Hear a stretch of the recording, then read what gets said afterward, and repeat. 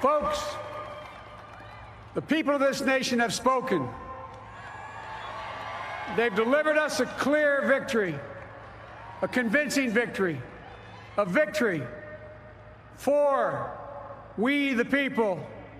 We've won with the most votes ever cast on a presidential ticket in the history of the nation. 74 million.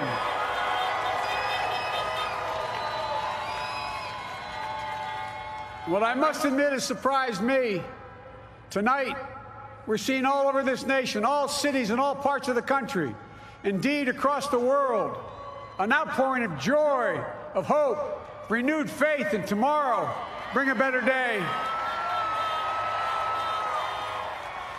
And I'm humbled by the trust and confidence you've placed in me. I pledge to be a president who seeks not to divide, but unify, who doesn't see red states and blue states, only sees the United States. And work with all my heart, with the confidence of the whole people, to win the confidence of all of you. And for that is what America, I believe, is about. It's about people. And that's what our administration will be all about.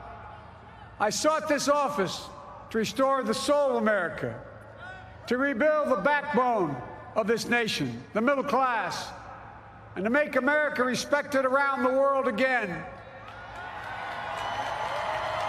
and to unite us here at home. It's the honor of my lifetime that so many millions of Americans have voted for that vision. And now, the work of making that vision is real. It's a task, the task of our time. Folks, as I said many times before, I'm Jill's husband. And I would not be here without her love and tireless support of Jill and my son, Hunter, and Ashley, my daughter, and all our grandchildren, and their spouses, and all our family. They're my heart. Jill's a mom, a military mom, an educator, and she has dedicated her life to education. But teaching isn't just what she does, it's who she is. For American educators, this is a great day for y'all. You're going to have one of your own in the White House. And Jill's going to make a great First Lady. I'm so proud of her.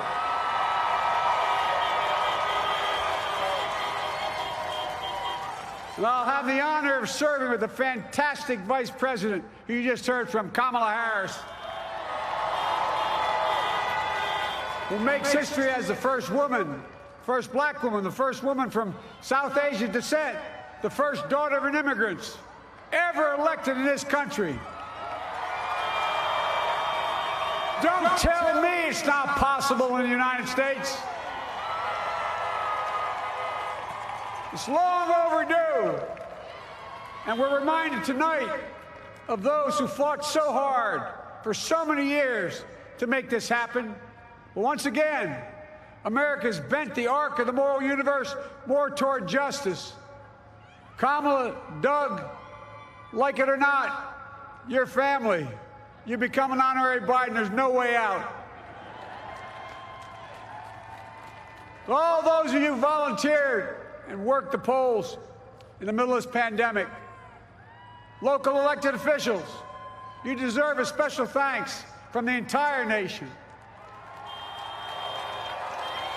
And to my campaign team and all the volunteers and all who gave so much of themselves to make this moment possible, I owe you.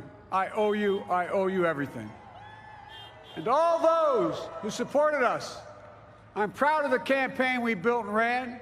I'm proud of the coalition we put together, the broadest and most diverse coalition in history. Democrats, Republicans, independents, progressives, moderates, conservatives, young, old, urban, suburban, rural, gay, straight, transgender, white, Latino, Asian, Native American. I mean it, especially those moments, and especially for those moments when this campaign was at its lowest ebb. the African-American community stood up again for me. You've always had my back, and I'll have yours. I said at the outset, I wanted to represent this campaign to represent and look like America. We've done that. Now that's what I want the administration to look like and act like. For all those of you who voted for President Trump, I understand the disappointment tonight. I've lost a couple times myself. But now, let's give each other a chance. It's time to put away the harsh rhetoric, lower the temperature, see each other again, listen to each other again. And to make progress, we have to stop treating our opponents as our enemies. They are not our enemies. They are Americans. They're Americans. The Bible tells us, to everything there is a season, a time to build, a time to reap and a time to sow, and a time to heal. This is the time to heal in America.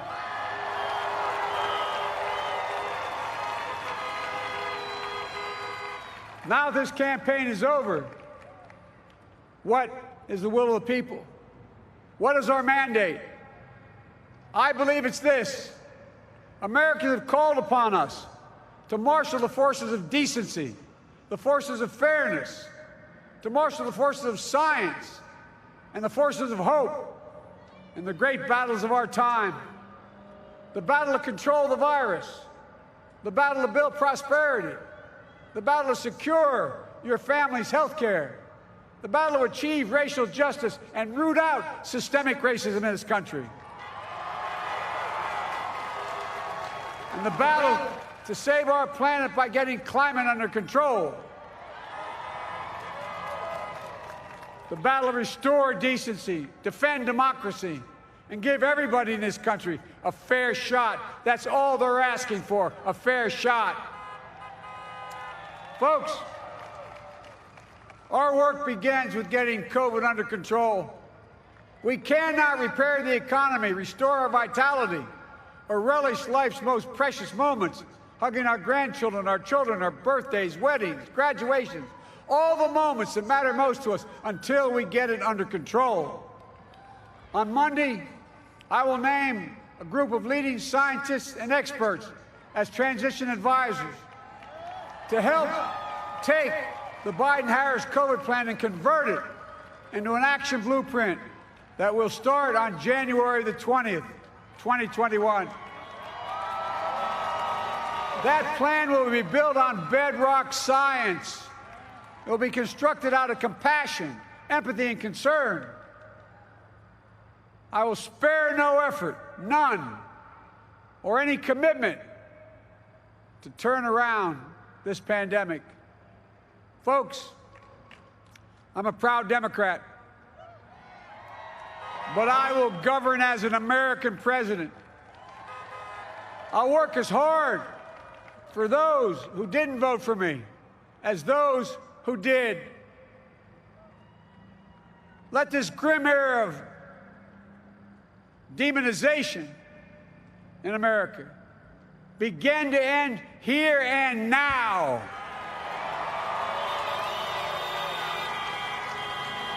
The refusal of Democrats and Republicans to cooperate with one another, it's not some mysterious force beyond our control. It's a decision, a choice we make.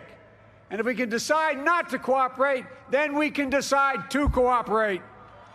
And I believe that this is part of the mandate given to us from the American people. They want us to cooperate in their interest. And that's the choice I'll make. And I'll call on Congress, Democrats and Republicans alike, to make that choice with me.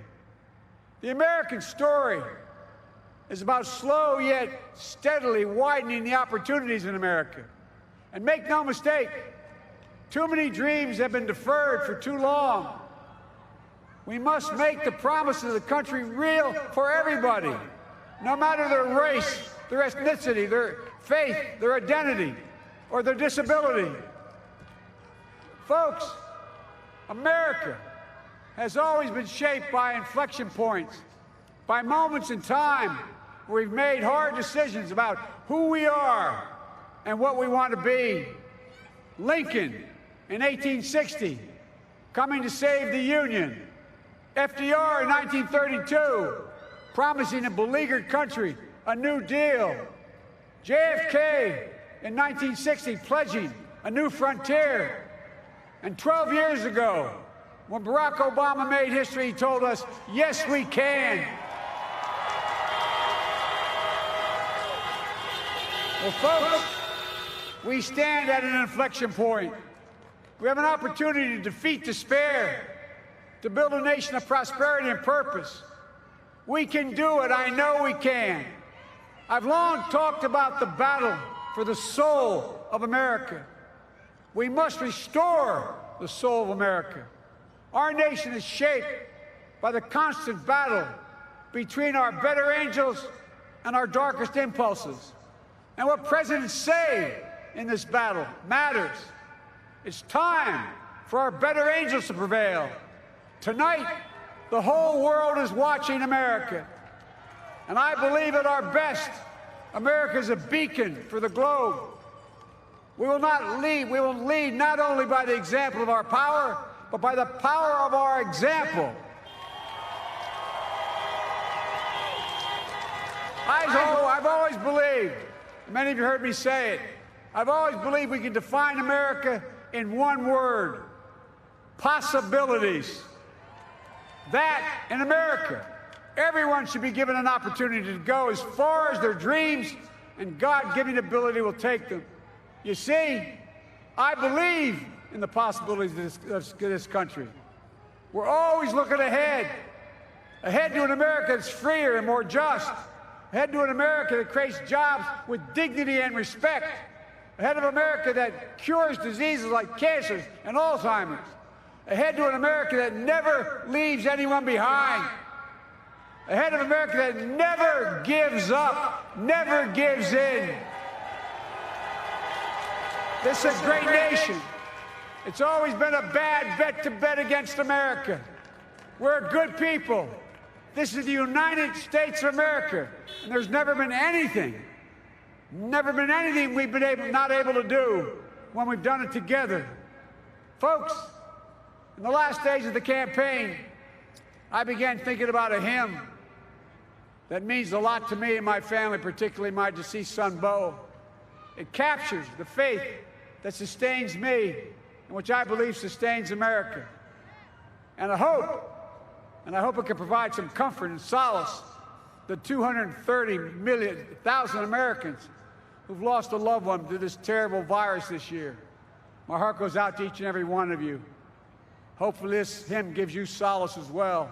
And it goes like this: and he will raise you up on eagle's wings, bear you on the breath of dawn, and make you to shine like the sun, and hold you in the palm of his hand.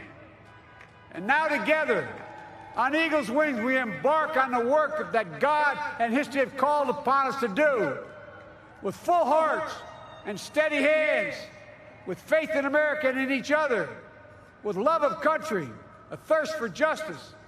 Let us be the nation that we know we can be, a nation united, a nation strengthened, a nation healed.